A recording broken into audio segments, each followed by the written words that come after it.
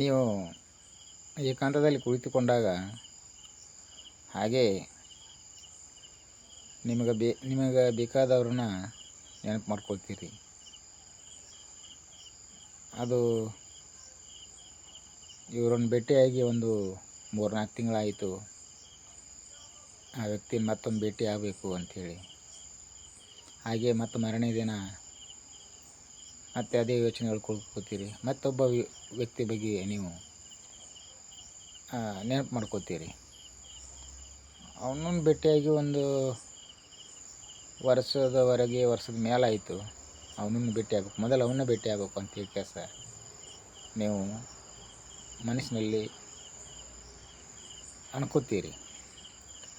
ಆದರೆ ಇವರಿಬ್ಬರ ಮಧ್ಯದಲ್ಲಿ ಇನ್ನೊಬ್ಬ ಇದ್ದಾನೆ, ಅವನು ನೀವು ಮರೆತೇ ಬಿಟ್ಟಿದ್ದೀರಿ.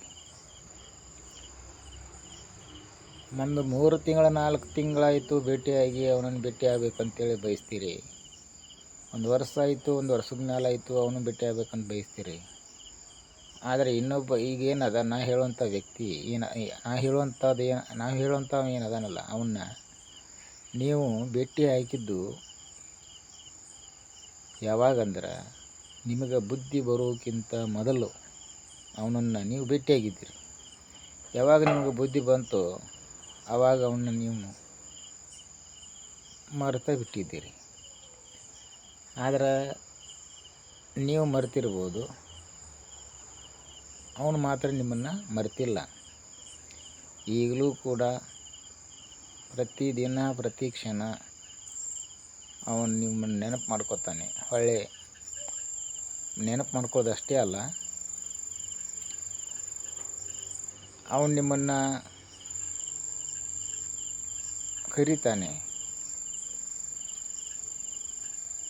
ಸ್ವಲ್ಪ ನನ್ನ ಕಡೆನೂ ಸ್ವಲ್ಪ ತಿರುಗಿ ನೋಡು, ನನ್ನ ಕಡೆ ಸ್ವಲ್ಪ ನನ್ನನ್ನು ಸ್ವಲ್ಪ ನೋಡು, ತಿರುಗಿ ನೋಡು ಅಂಥೇಳಿ. ಆದರೆ ನೀವು ಅವನ ಕಡೆ ಹೊಳೆ ನೋಡೋದಿಲ್ಲ. ಯಾಕಂದರೆ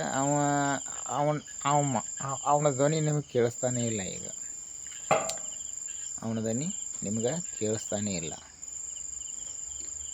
ಅಷ್ಟೊಂದು ಬ್ಯುಸಿಯಾಗಿದ್ದೀರಿ ನೀವು. ಆ ವ್ಯಕ್ತಿ ಯಾರು ಅನ್ನೋದನ್ನು ನಿಮಗೆ ಗೊತ್ತಾದ್ರೆ ಕಾಮೆಂಟ್ ಮಾಡಿರಿ. ಆ ವ್ಯಕ್ತಿ ಯಾರು ಅನ್ನೋದು ನಿಮ್ಗೆ ಅರ್ಥ ಆದ್ರೆ ಕಾಮೆಂಟ್ ಮಾಡಿರಿ.